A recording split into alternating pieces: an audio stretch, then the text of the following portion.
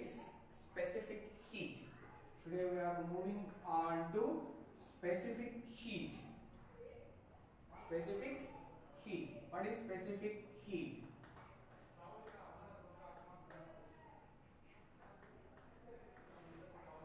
Hi friends, today we are moving to the topic specific heat. What is specific heat? Okay, then before going to deep in this topic, we are going to explain, we are going to deal with an activity.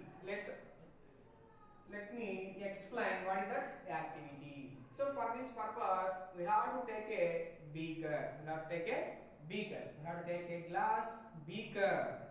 In this glass beaker, we have to take the water. Which water? That is hot water, which is heated up to 80 degrees Celsius in a separate container. We have taken hot water and it is transferred to a glass beaker. We have taken glass beaker. That means what is the temperature of water we have taken? That is 80 degrees Celsius. Then take two boiling test tubes. Two boiling test tubes.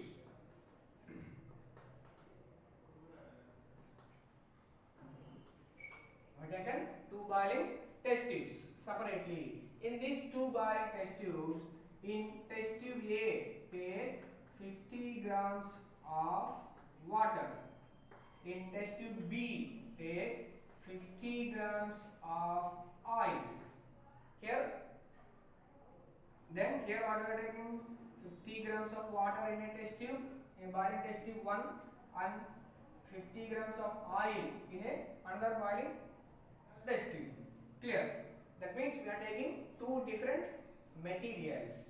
Okay, these are at same temperature. That means room temperature. We are taking care. What is the precautions we have to take?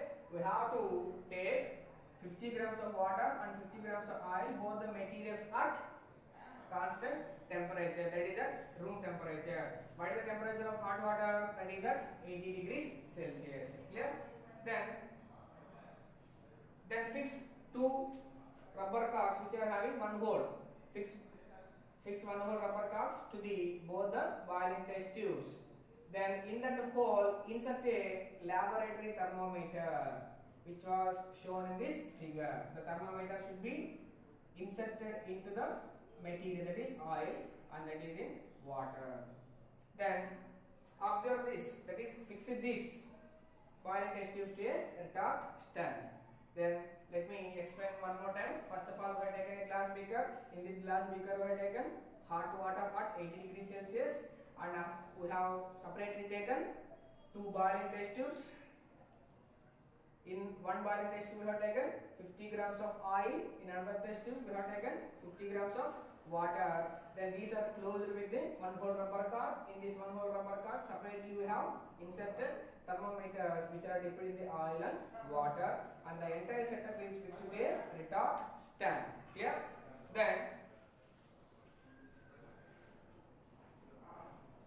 Then observe this equipment for 10 minutes and deeply observe the rise in temperature. Is there any changes in the thermometer readings? Is there any changes in thermometer readings? Then observe and plot it in a rough notes. Observe the readings and plot it in a rough notes. And you can observe that the rise of temperature in oil is more. The rise of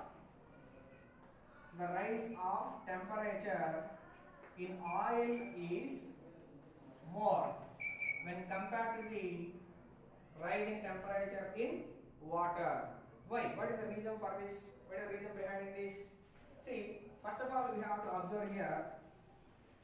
Here the water in a glass beaker is at 80 degrees Celsius, and test tubes, they are both at room temperature, that is at 37 degrees Celsius. Then we already know that heat flows from hotter body to colder body. Heat moves from where? Heat moves from hotter body to colder body. Here the water from the beaker is moving from hot water to the boiling test tubes. Why? Because they are at low temperature. Due to temperature difference, the heat flows from hotter body to colder body. Then that is one reason. Then what our doubt is, oil getting more heat when compared to the water. At first, at beginning of topic, we have discussed that metal which is kept in a fridge is receiving more heat from the fridge. At the same time, wood receives less heat from the fridge. See, what we have discussed there, that means that depends upon the nature of material. Here also the material is different, that is oil is made with different material and water is made with different material. So the receiving capacity is depends upon the nature of the material. So from this activity what we have concluded, the amount of heat transferred is depends upon the nature of the material. Clear? See, the flow of heat depends upon the nature of the material. For that purpose, oil gets more heat when compared to the water. So, best example in our home, while making snacks in our home, while boiling water, at the same time boiling oil. If accidentally they falls on our hand, which one cause more burns? Oil causes more burns. Why? Because oil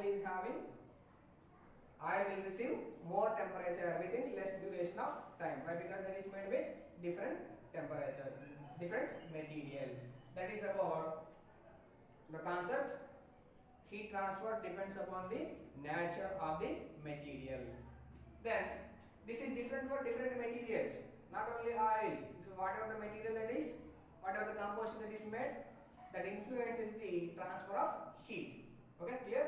Then next pass on to specific heat. Let me explain two examples. See what are they?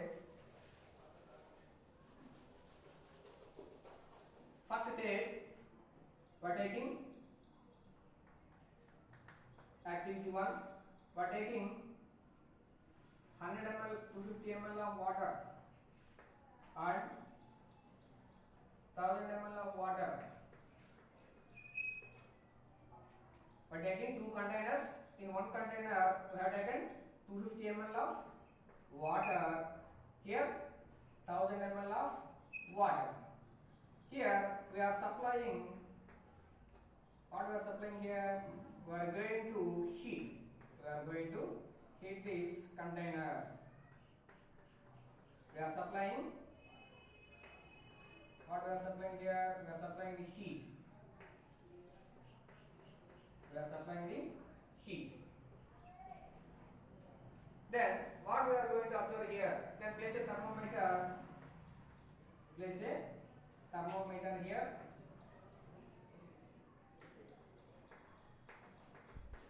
Place thermometer here and observe is the temperature rising or not. The temperature rising or not. If you want to let them to get 60 degrees Celsius in both the containers. If you want to make 60 degrees for both the containers, then and also notice the time, how much time they are taking to receive that amount of heat. That means here which one becomes faster, which one becomes hot in a less duration of time. So that is 250 ml of water gets heated, reaches 60 degrees within less duration of time when compared to 1000 ml of water. Clear?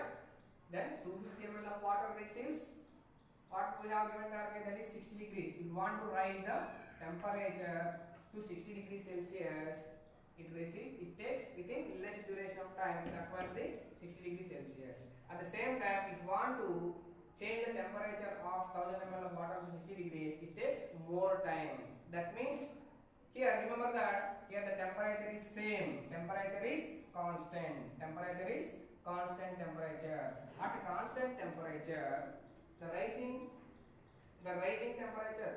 heat depends upon the mass of the substance. That is, the amount of heat is directly proportional to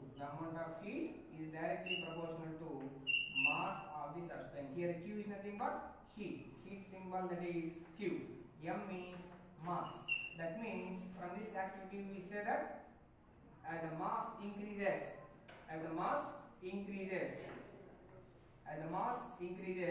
the amount of heat supplied is also increases. As the mass increases, the amount of heat required is also more.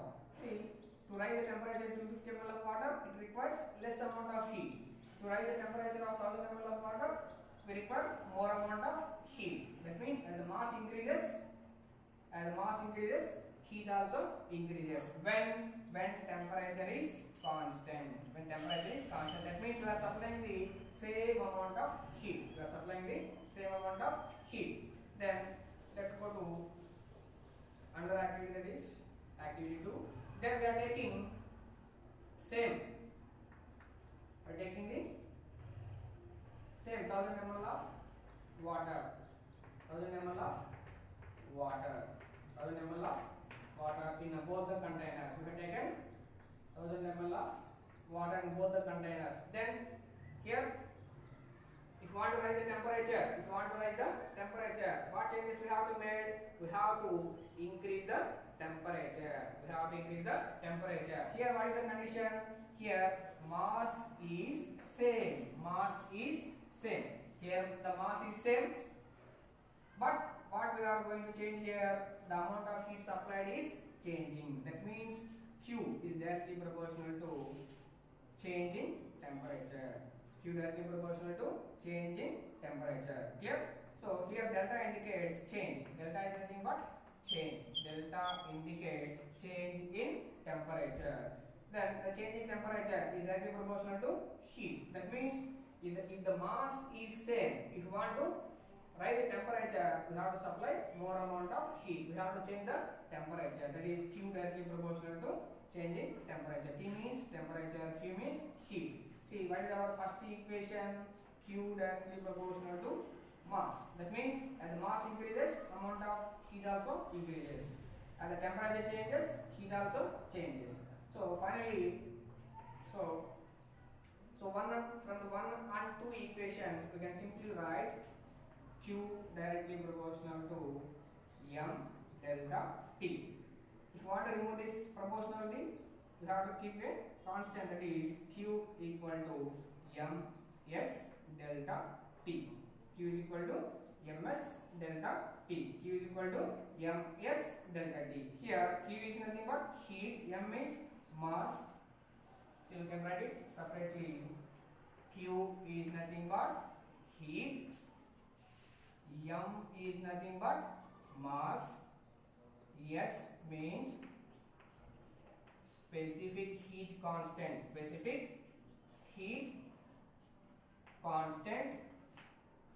and delta T is nothing but change in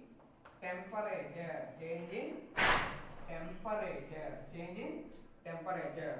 Okay, then Q is equal to MS delta T. Then we can write it clearly here.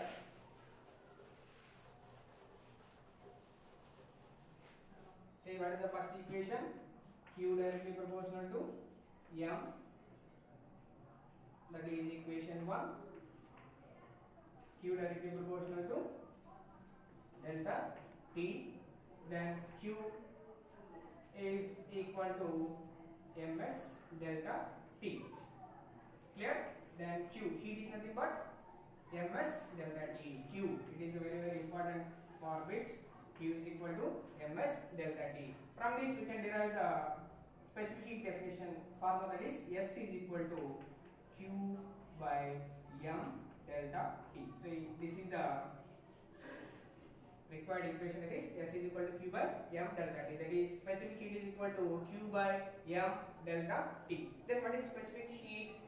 Let me explain the specific heat. Then we have already discussed the calorie. What is meant by calorie? The amount of heat required to convert. The amount of heat required to convert 1 gram of water. The amount of heat required to convert 1 degree Celsius. That is rise in temperature 1 degree Celsius to 1 gram of water. That is called calorie. Here,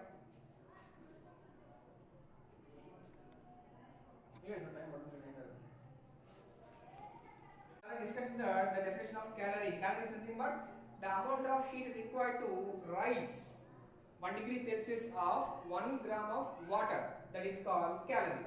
In that definition, same like as calorie definition, that is what is specific heat What is specific heat? What is specific heat? Specific heat is nothing but the amount of heat, required to raise the temperature of 1 unit, that means 1 gram, 1 gram unit of any substance by 1 degree Celsius. See, this equation, this of our definition is similar to calorie. In that calorie, what is the difference? In that we have mentioned water, but here any substance. See, the amount of heat required to rise the temperature of 1 unit, that is 1 gram of any substance by 1 degree Celsius. That amount of heat is called specific heat. Clear? That is specific heat. Then finally we are going to derive the units. What are the units? SI units and CGS units. Specific units of SI units of SI unit of specific heat. See, simply from the equation, Q is nothing but heat. What are the SI unit of heat? SI unit of heat is joule. SI unit of heat is joule. At the same time, mass unit is mass. SI unit of mass, that is joule kg.